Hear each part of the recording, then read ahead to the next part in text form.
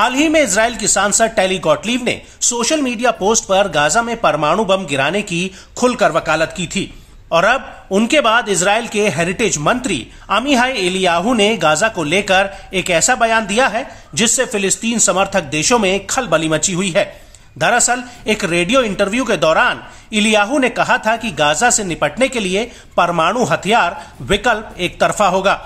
Eliyahu ने अपने इस बयान में सीधे सीधे गाजा पर परमाणु बम गिराने की मांग तक कर डाली थी। हालांकि बाद में नेतन्याहू ने उन्हें सस्पेंड कर दिया, लेकिन एलियाहू के इस बयान से साफ हो गया है कि इजराइल के पास न केवल परमाणु हथियार है जिसे अभी तक उसने स्वीकार नहीं किया था, बल्कि वो अब उनका इस्तेमाल करने का भी इच्छुक है। लेकिन इजराइल के मंत्री के इस बयान से रूस में बेचैनी पैदा हो गई है। रूस के विदेश मंत्रालय की प्रवक्ता मारिया ज़खारोवा का कहना है कि इजराइल ने इस बात को माना है कि उनके पास परमाणु हथियार है। मारिया ने आगे कहा कि अगर ये बात सच है तो अंतर्राष्ट्रीय एटॉमिक एनर्जी एजेंसी और इंटरनेशनल परमाणु इंस्पेक्टर्स कहां हैं? वहीं फेडरेशन ऑफ अमेरिकन साइंटिस्ट का अनुमान है कि इजराइल के पास करीब 90 परमाणु हथियार हैं।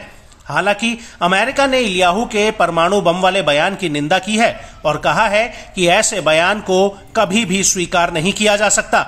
इसके अलावा गाजा पर पूर्ण कब्जे को लेकर भी अमेरिकी राष्ट्रपति जो बाइडेन इजराइल को चेतावनी दे चुके हैं। बाइडेन ने कहा था कि गाजा पर कब्जा करना इजराइल के लिए बड़ी भूल साबित हो सकती है। लेकिन इस सब के बीच गाजा को लेकर इजराइल के पीएम बेंजामिन नेतन्याहू का एक बड़ा बयान सामने आया है, जिसमें उन्होंने कहा है कि युद्ध के बाद गाजा की सुरक्षा व्यवस्था की जिम्मेदारी इजराइल के पास होगी। नेतन्याहू ने यह बयान अमेरिका के एबीसी न्यूज को एक इंटरव्यू के दौरान दिया है।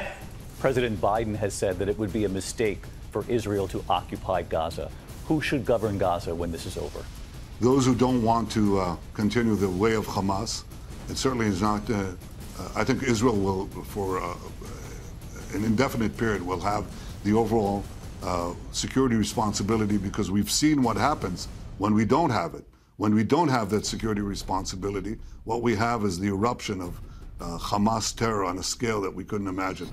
आपको बता दें कि नेतन्याहू ने अपने बयान में ये साफ कर दिया है कि अब वो गाजा में आतंक की और खेती नहीं होने देंगे। हालांकि गाजा पर पूर्ण कब्जे को लेकर अमेरिकी राष्ट्रपति जो बाइडेन उन्हें चेतावनी पहले ही दे चुके हैं।